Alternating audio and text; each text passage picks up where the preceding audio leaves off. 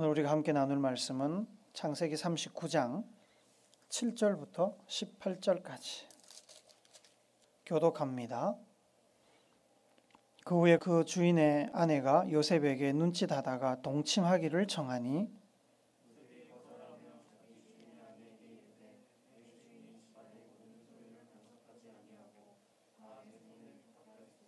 이 집에는 나보다 큰 이가 없으며 주인이 아무것도 내게 금하지 아니하였어도 금한 것은 당신뿐이니 당신은 그의 아내임이라. 그런즉 내가 어찌 이 큰 악을 행하여 하나님께 죄를 지으리까.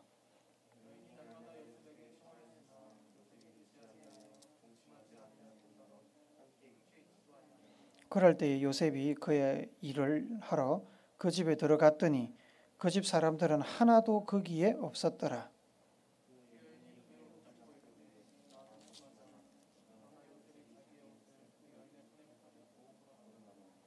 그 여인이 요셉이 그의 옷을 자기 손에 버려두고 도망하여 나감을 보고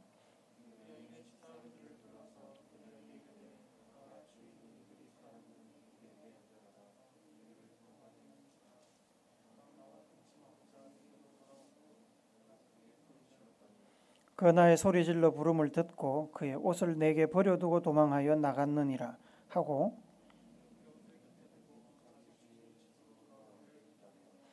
이 말로 그에게 말하여 이르되 당신이 우리에게 데려온 히브리 종이 나를 희롱하려고 내게로 들어왔으므로 소리질러 불렀더니 그가 그의 옷을 내게 버려두고 밖으로 도망하여 나갔나이다. 아멘. 이스라엘의 역사는 야곱을 기점으로 바뀝니다. 야곱까지는 족장시대라고 그래서 가족사였습니다. 가족사. 가족들의 이야기라는 겁니다. 그러나 야곱 세대가 끝나고 그 밑에 세대로 내려가면서 이제는 민족의 이야기로 전환이 됩니다. 그래서 여기 족보를 보시면 야곱 밑에 12아들과 딸 디나까지 하면 총 13명의 자녀지요. 이 사람들이 다 애굽으로 내려가서 애굽에서 정착하면서 이제 민족을 이루게 되는 겁니다.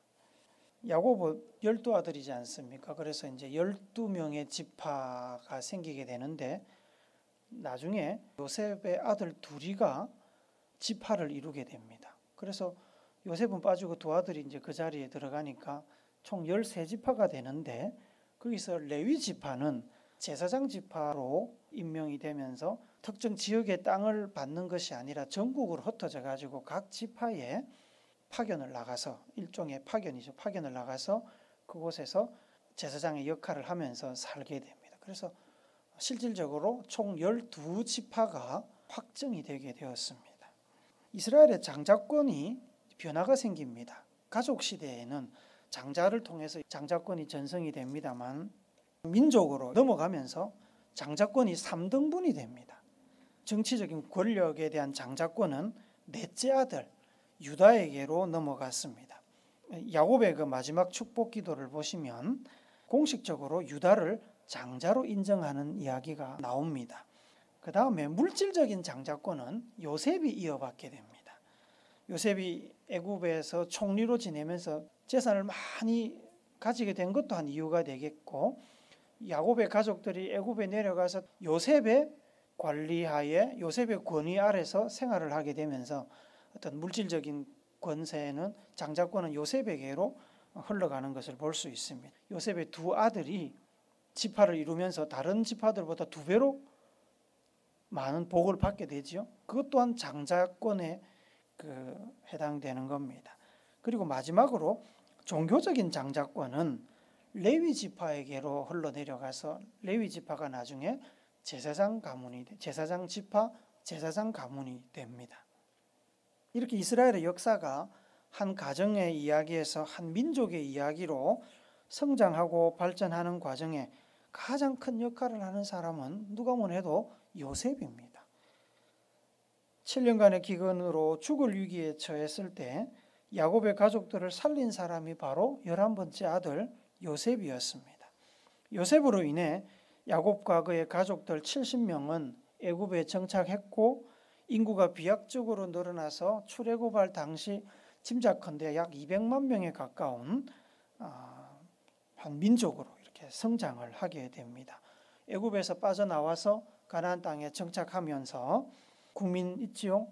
주권을 가지게 되고 영토를 가지게 되면서 실질적인 나라를 이루게 됩니다. 다른 족보를 한번 봅시다. 이건 조금 복잡하고 이게 야곱의 족보입니다. 이게 지금 위에서 첫째부터 밑에 12째 아들까지 순서대로 쭉 나열을 한 겁니다. 저기서 색깔별로 같은 어머니를 가지고 있는 겁니다. 제일 위에 레아, 그 다음에 빌한가요? 그 다음에 실바인가요? 눈이 잘 안 보이네요. 그 다음에 라헬이죠. 잘 보시면 알겠지만 이 요셉은 베냐민의 친형입니다. 라헬이 낳은 베냐민의 친형입니다. 에서를 피해서 외삼촌 라반의 집으로 도망갔을 때 야곱은 두 명의 아내 레아와 라헬 그리고 실바와 비라 두 첩 통해서 총 4명의 부인을 얻게 됩니다. 그런데 야곱이 정말로 사랑했던 사람은 라헬이죠. 그런데 안타깝게도 하나님께서는 라헬에게는 자녀를 주시지 않았습니다. 가족 관계도에서 보시는 대로 라헬은 인고의 세월을 기다린 후에 겨우 마지막 두 자녀를 얻게 됩니다. 요셉과 베냐민. 그것도 두 아들을 얻고 이제 좀 인정받고 살겠다 했는데 베냐민을 놓으면서 라헬은 죽었습니다. 자식 없이 오랜 세월 마음고생을 하고 뒤늦게 두 아들을 얻었지만 일찍 세상을 떠나버린 그 라헬에 대한 연민으로 야곱은 라헬의 두 자녀 요셉과 베냐민을 특별히 더 사랑합니다. 편애했습니다. 아버지 야곱의 각별한 사랑을 받은 요셉은 아버지 때문인지는 모르지만 하나님의 그 관심의 대상이 되었습니다. 하나님께서는 요셉에게 미래에 일어날 일에 대한 꿈을 보여주십니다. 잘 아시죠? 창세기 37장 7절과 9절 말씀 우리 함께 봅시다. 같이 읽읍시다. 시작. 우리가 밭에서 곡식단을 묶더니 내 단은 일어서고 당신들의 단은 내 단을 둘러서서 절하더이다. 9절. 요셉이 다시 꿈을 꾸고 그의 형들에게 말하여 이르되 내가 또 꿈을 꾼즉 해와 달과 11별이 내게 절하더이다 하니라. 요셉이 다른 형제들보다 높은 지위와 권세에 올라서 그들을 다스리게 될 것을 예언하는 꿈이었습니다. 문제는 17살이나 되었던 요셉이 눈치가 없었다는 겁니다. 늘 아버지의 그 사랑을 독차지하다 보니까 얘가 좀 기고만장했습니다. 그렇지 않아도 아버지의 편애 때문에 형들은 요셉을 싫어했습니다. 요셉이 그런 상황에서 눈치 없이 이 꿈 얘기를 형들에게 한 겁니다. 형제와 부모 모두 나에게 고개 숙이게 될 것입니다. 이 얘기를 했습니다. 누가 좋아하겠습니까? 여러분 같으면 좋아하겠습니까? 요셉은 철이 없고 눈치가 없었습니다. 형들의 감정은 극도로 나빠졌습니다. 언젠가 집을 떠나 도단에서 머물면서 양을 치고 있던 형들을 야곱의 지시로 요셉이 방문을 하게 됩니다. 혼자 갔습니다. 그게 화근이 되었습니다. 형들은 요셉을 보자마자 악한 마음을 품었고 요셉을 미디안 상인들에게 노예로 팔아버립니다. 아버지 야곱에게는 요셉이 오는 길에 야생동물에게 공격을 받아서 죽었다고 이렇게 거짓말을 칩니다. 그만큼 형들이 요셉을 미워했습니다. 아버지의 편애 때문에 하는 짓마다 미웠을 겁니다. 요셉을 죽일 만큼 종으로 팔아버릴 만큼 형들의 마음에 상처가 컸고 앙금이 쌓여 있었습니다. 요셉도 미웠지만 아버지에 대해서 서운한 마음과 분노를 가지고 있었던 것 같습니다. 그래서 아버지가 사랑하는 것을 빼앗아서 복수하고자 한 겁니다. 아버지 야곱의 사랑을 독차지하며 살던 요셉은 아버지의 편애와 그 철없는 행동으로 인해서 형들로부터 버림을 받았고 하루아침에 가족과 생이별을 하고 애굽에 팔려갔습니다. 애굽에서 종살이를 하게 되었습니다. 17 나이에 집에서 귀하디 귀한 아들로 떠받들리던 도련님에서 종의 신세로 추락한 요셉은 어떤 심정이었을까요?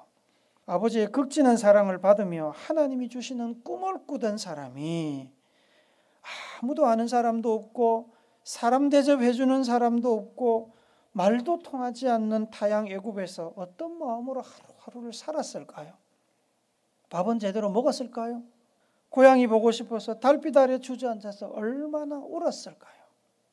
요셉의 인생은 그렇게 아무도 알아주는 사람이 없는 외국에서의 그 종살이로 막을 내리는 듯 했습니다. 미디안 상인들에 의해서 애굽으로 팔려간 요셉은 애굽 왕의 친위대장 보디발의 집의 종이 되었습니다. 친위대장이란 왕의 경호대장을 얘기합니다. 애굽 왕의 최측근인 경호대장은 그 위세가 얼마나 대단했겠습니까? 그런 집의 종이 한둘이겠습니까? 요셉은 나이도 어리고 애굽 말도 못하고 종 중에 종 신세가 되었던 겁니다. 그런 요셉이 몇 년 지나지 않아서 어떻게 되었는지 아십니까? 창세기 39장 4절 5절 말씀도 우리 같이 봅시다. 시작. 요셉이 그의 주인에게 은혜를 입어 섬기매 그가 요셉을 가정 총무로 삼고 자기의 소유를 다 그의 손에 위탁하니 그가 요셉에게 자기의 집과 그의 모든 소유물을 주관하게 한 때부터 여호와께서 요셉을 위하여 그 애굽 사람의 집에 복을 내리심으로 여호와의 복이 그의 집과 밭에 있는 모든 소유에 미친지라. 낯설고 물선 곳 말도 통하지 않는 그곳에서 아는 사람이 한 명도 없는 그 애굽 땅에서 종 중에 종으로 살 수밖에 없는 불쌍한 죽지 않고 사는 것만으로도 다행인 그곳에서 놀라운 일이 일어났습니다. 요셉이 가정 총무가 되었습니다. 주인 빼고 2인자가 되었다는 얘기입니다. 가장 어린 종 중의 종이었던 그가 몇 년 만에 집안의 모든 대소사를 책임지고 모든 재산과 소유물을 관리하고 집에 있는 종들을 다 관리하는 총무가 되었습니다. 그의 주인에게 은혜를 입었다는 말은 주인이 요셉을 눈여겨보고 신뢰하게 됐고 좋아하게 됐다는 말입니다. 어떻게 해서 그는 주인에게 그런 신뢰를 얻었을까요? 알 길은 없습니다만 요셉이 평소에 어떻게 살았는지를 짐작하게 하는 사건이 하나 일어납니다. 오늘 우리가 읽었던 본문은 그 사건입니다. 주인인 보디발의 아내가 요셉을 좋아하게 되었습니다. 남편 몰래 자꾸 요셉을 유혹했습니다. 보디발의 신뢰를 받은 요셉이 보디발의 아내와도 은밀한 관계를 맺는다면, 그래서 들키지만 않는다면 집주인 모두의 신뢰를 얻어서 그의 삶이 완전히 풀리는 겁니다.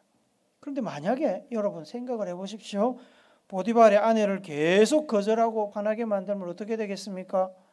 안주인의 눈밖에 나면 그 집에서 버티기가 어렵습니다. 집안에서 대부분의 일은 누구랑 의논하겠습니까? 주인이 바깥에 나가 있으면 안주인하고 의논해서 일들을 처리해야 됩니다.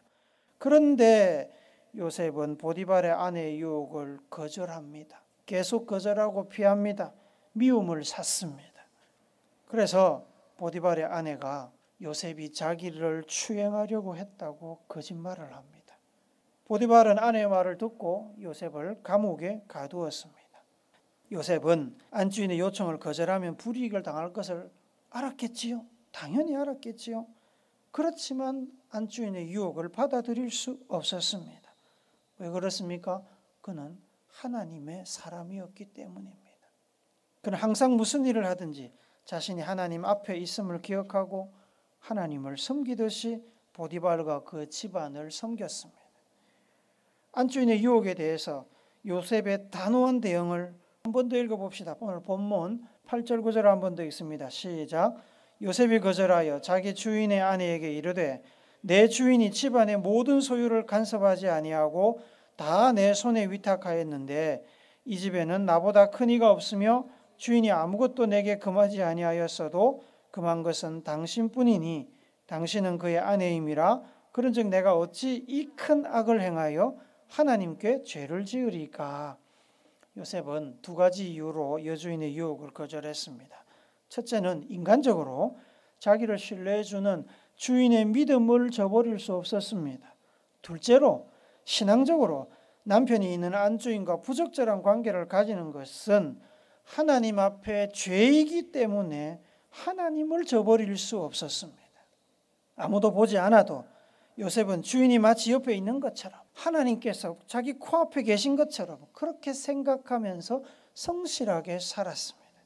비록 그런 성실함이 자신에게 불이익이 된다고 해도, 주인의 미움을 받아 쫓겨나 죽음을 맞이하게 된다고 해도 하나님 앞에서 죄를 범할 수 없었습니다. 그런 자세로 살았기 때문에 주인의 신뢰를 얻을 수 있었고, 하나님의 신뢰를 얻을 수 있었고, 유혹의 순간에 자기를 지킬 수 있었던 겁니다. 이렇게 사람과 하나님 앞에서 성실히 살고 믿을 만한 사람이 되었던 요셉을 하나님께서 그냥 두셨겠습니까? 그렇지 않죠. 하나님께서 요셉을 어떻게 대하셨는가를 봅시다. 창세기 39장 2절 3절 같이 봅니다. 시작. 여호와께서 요셉과 함께 하심으로 그가 형통한 자가 되어 그의 주인 애굽 사람의 집에 있으니, 그의 주인이 여호와께서 그와 함께 하심을 보며 또 여호와께서 그의 범사에 형통하게 하심을 보았더라.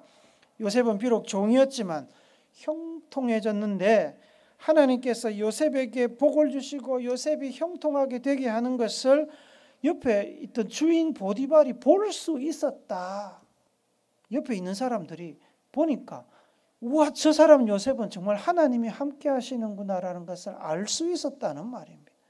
그만큼 잘 됐습니다. 형통했습니다. 안주인의 모함으로 감옥에 갇힌 요셉의 삶은 어떠했겠습니까?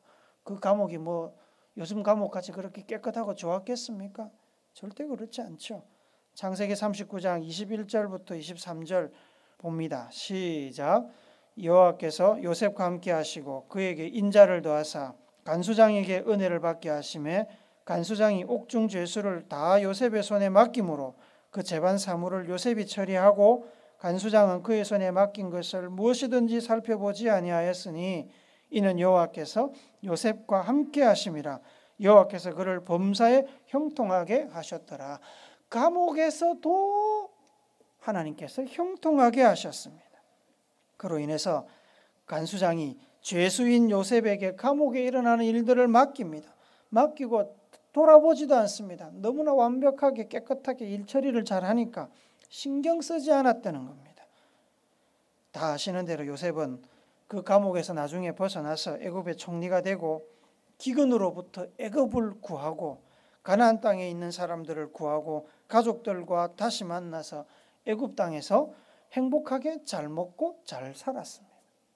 여러분, 요셉이 하나님의 각별한 복을 받은 비결이 뭡니까? 애굽에서 종살이를 했지만 요셉은 누구보다 하나님 앞에서 신실하고 정직하고 성실하게 살았습니다. 그 성실함 때문에 주인의 신뢰를 얻었습니다. 여러분 생각해 보십시오. 가나안 땅에서 목축업을 하던 야곱의 아들로 태어나서 집에서 오냐 키우다가 갑자기 느닷없이 종으로 팔려왔는데, 이 요셉이 애굽말을 할 줄 알겠습니까? 애굽의 그 발달한 과학 문명, 기술 문명을 이해를 하겠습니까?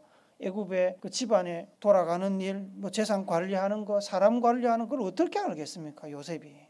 근데 눈 뜨고 가만히 잠자는데 하나님이 막 머리에 프로그램을 입력해가지고 다 저절로 알게 하셨겠습니까? 절대로 그렇지 않습니다. 주인이 뭘 봐서 요셉을 신뢰하고 요셉에게 모든 걸 맡겼겠습니까? 종을 학교 보내서 공부를 시켰을까요? 그럴 일이 없잖아요. 말과 글과 수학과 여러 가지 집안을 관리하는 데 필요한 모든 것을 성실했던 요셉은 잠 안 자고 배웠을 겁니다. 공부했을 겁니다. 물어봤을 겁니다. 어떻게 하면 사람을 관리하는지, 재산을 관리하는지, 말은 어떻게 하는지, 글은 어떻게 쓰는지 다 주경야독하면서 배웠을 겁니다. 그 성실함을 주인이 옆에서 지켜보고 있었던 겁니다. 그 요셉이 하나님의 각별한 복을 받아서 총리가 되고 나라를 살리고 수많은 사람들을 살리고, 두 아들이 이스라엘의 12지파 중에 2지파로 성장하게 되는 꽃배기 복을 받았습니다. 그것은 요셉의 그 성실함 때문에 있는 겁니다. 성실이라는 건 정성스럽고 참되다는 말입니다. 정성스럽고 참되다. 정직이 성실 안에 들어가는 겁니다. 정성스럽고 참되다. 어떤 일을 할 때 대충 하거나 다른 사람들의 눈을 속이는 것이 아니라 최선을 다해서 진실한 자세로 일을 합니다. 한 번만 하는 것이 아니라 매번 항상 최선을 다해 진실한 자세로 일관적으로 일하는 태도, 그걸 우린 성실이라고 그럽니다.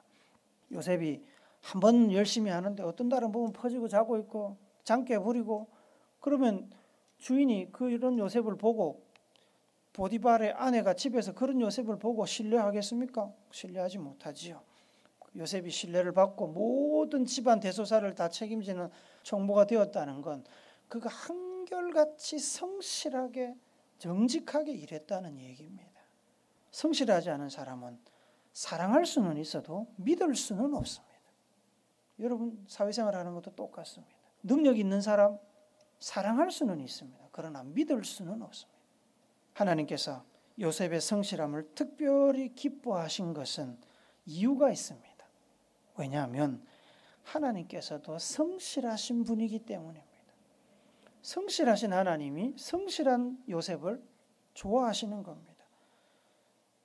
예레미야 선지자는 하나님의 그 성실하심을 이렇게 노래했습니다. 에가서 3장 22절 23절 말씀 우리가 한번 봅시다. 같이 읽읍시다. 시작. 여호와의 인자와 긍휼이 무궁하심으로 우리가 진멸되지 아니함이니이다. 이것들이 아침마다 새로우니 주의 성실하심이 크시도소이다. 주님이 아침마다 얼마나 성실하신지. 성실하신 하나님은 자기 백성들에게 복을 주시는데도 복을 주시는 것도 성실하게 주십니다. 예레미야서 32장 41절 말씀 봅시다. 시작. 내가 기쁨으로 그들에게 복을 주되 분명히 나의 마음과 정성을 다하여 그들을 이 땅에 심으리라. 대충 복 주지 않고 하나님께서 마음과 정성을 다해서 성실하게 자기 백성들에게 복을 주시고 땅을 차지하도록 하겠다고 약속하신 말씀입니다. 성실하신 하나님께서 아침마다 날마다 긍휼과 인자를 베푸셔서 우리가 멸망하지 않고 오늘도 살고 있는 겁니다. 하루라도 단 한순간이라도 하나님께서 아이고 귀찮네 이제 안 돌볼래, 아이고 이 우주가 어떻게 되든 나는 모르겠네 그러고 하나님이 눈 감으시면 여러분 이 우주가 균형을 잃어버리고 망하는 겁니다. 지구와 태양과의 거리가 조금만 가까워지거나 멀어지면 어떻게 됩니까? 이 지구가 뜨거워져서 살 수 없는 데가 되든지 너무 추워서 다 우린 땅 밑으로 들어가야 됩니다. 성실하신 하나님께서는 불꽃 같은 눈으로 매 순간순간 우리를 지켜보고 계십니다. 하나님께서 성실하심으로 우리는 하나님을 믿을 수 있습니다. 변덕이 죽을 듯하고 성실하지 않다면 우리가 어떻게 하나님을 믿을 수 있겠습니까? 성실하신 하나님은 사람도 하나님을 성실히 섬기기를 원하십니다. 마가복음 12장 30절 말씀 같이 읽습니다. 시작. 내 마음을 다하고 목숨을 다하고 뜻을 다하고 힘을 다하여 주 너의 하나님을 사랑하라 하신 것이요. 잘 아시는 말씀이지요. 하나님을 사랑하되 대충 적당히 사랑하는 것이 아니라 마음 100%, 목숨 100%, 힘 100%를 들여서 사랑하라고 하십니다. 한 번만 하면 될까요? 하나님 나 한 번 했으니까 이제 끝이지요? 그런 뜻이 아닙니다. 항상 한결같이 성실하게 최선을 다해서 하나님을 사랑하라는 말씀입니다. 이것이 모든 율법의 첫 번째 되는 율법이다라고 이야기하셨습니다. 두 번째는 뭘까요? 마가복음 12장 31절 말씀 같이 봅니다. 시작. 둘째는 이것이니 내 이웃을 내 자신과 같이 사랑하라 하신 것이라. 이보다 더 큰 계명이 없느니라. 이보다 더 큰 계명이 없느니라는 말은 앞에 하나님을 마음과 뜻과 정성을 다해서 사랑하라, 이게 첫 번째고, 두 번째는 내 이웃을 사랑하라, 이 두 가지가 제일 중요한 계명이다 이 말입니다. 하나님께서는 우리가 이웃을 사랑하는데 자기 자신처럼 사랑하라고 하셨습니다. 우리가 우리 자신을 사랑하고 돌봄에 있어서 한순간이라도 최선을 다하지 않는 때가 있을까요? 인간은 자기를 항상 최선을 다해서 사랑합니다. 모든 사람, 모든 일보다 자기 일을 더 사랑합니다. 그게 본성입니다. 나쁜 것은 아닙니다. 항상 최선을 다해서 자기를 사랑하듯이 그 이웃을 그렇게 성실하게 사랑하라는 말입니다. 이것이 가장 중요한 계명 두 번째다. 꼭 기억해라 말씀하셨습니다. 오늘 우리가 본문에서 읽었던 요셉은 예수님을 닮았습니다. 요셉은 예수님의 그림자입니다. 누가복음 2장 52절에 보니까 예수님을 이렇게 묘사하고 있습니다. 예수는 그 지혜와 그 키가 자라가며 하나님과 사람에게 더 사랑스러워 가시더라. 예수님이 어떻게 생활하며 행동했는지 알 길이 없지만 예수님은 사람들 눈에도 하나님의 눈에도 사랑스럽게 성장을 했다고 기록합니다. 외모 이야기하는 것은 아니겠지요. 평소에 재롱을 많이 피워서 그럴까요? 재롱도 하루 이틀이지요. 그러면 무슨 이야기를 하고 있겠습니까? 지금 이 말씀이 예수님은 그 행실 하나하나가 한결같고 성실했다는 걸 이야기하는 겁니다. 뭘 해도 믿을 만한 사람이 되었다는 겁니다. 그래서 사람 눈에도 하나님 눈에도 사랑스러웠다는 겁니다. 공생애 기간에 예수님께서 행하신 그 사역의 열심을 보면 예수님께서 그 전에 얼마나 성실하게 사셨는지를 짐작할 수 있습니다. 아무리 피곤하고 힘들어도 이른 새벽에 일어나서 기도하셨습니다. 이른 새벽에 아무리 피곤해도 할 수만 있는 대로 기도 시간을 만들려고 애를 쓰셔서 하나님 앞에 기도하면서 사역을 이어가셨습니다. 그 성실함, 요셉이 가지고 있던 성실함과 일맥상통하는 그 성실함이 요셉에게 복이 되었고 요셉에게 하나님이 복을 주시는 계기가 되었습니다. 성실한 예수님께서 하나님의 뜻에 순종하여 인류를 구원하신 것처럼 성실한 요셉은 하나님 앞에서 복을 받고 그의 집안을 구원하고 민족을 구원하고 애굽과 그 주변에 있는 나라 민족들을 다 구원하는 큰 일에 쓰임을 받았습니다.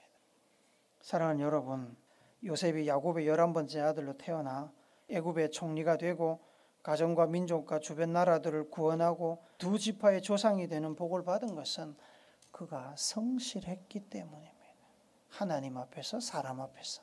요셉은 사람과 하나님 앞에서 언제나 정직하고 성실하게 살았습니다. 코로나 사태, 전쟁, 환경 파괴와 자연재해의 공포로 신음하는 이 땅을 구원하기 위해서 성실하신 하나님께서는 오늘도 하나님의 뜻을 이루어 나갈 성실한 사람을 찾고 계십니다. 비가 오나 눈이 오나 바람이 부나 변함없는 성실함으로 교회를 섬기고 봉사하는 사람, 하나님과 맺은 약속은 목에 칼이 들어와도 배신하지 않고 손해보더라도 지키는 사람, 교회 안에 있든지 교회 밖에 있든지 누군가가 지켜보든 아무도 지켜보지 않든 그 믿음에 변함이 없는 사람, 하나님을 느낄 수 있는 상황이든 하나님이 전혀 느껴지지 않는 상황이든 하나님이 내 곁에 계신 것을 믿고 하나님 백성답게 사는 사람, 밝은 대낮이나 어두운 새벽이나 카메라가 있든지 없든지 항상 교통 질서를 지키며 불법을 행하지 않는 사람, 그 신실한 삶이 충분히 예측 가능해서 언제나 신실하게 행동할 것을 믿어 의심치 않는 사람, 교회든 직장이든 학교든 가게든 집이든 영과 진리로 하나님만을 예배하는 사람, 하나님 그런 사람 찾고 계십니다. 그런 사람이 하나님께서 주시는 복을 받고 하나님께서 주시는 일을 할 수 있습니다. 우리 우물교회 성도들이 그런 성도가 다 되어서 하나님께서 주시는 복도 받고 하나님의 뜻도 이루기를 성실하신 예수님의 이름으로 축복합니다. 아멘.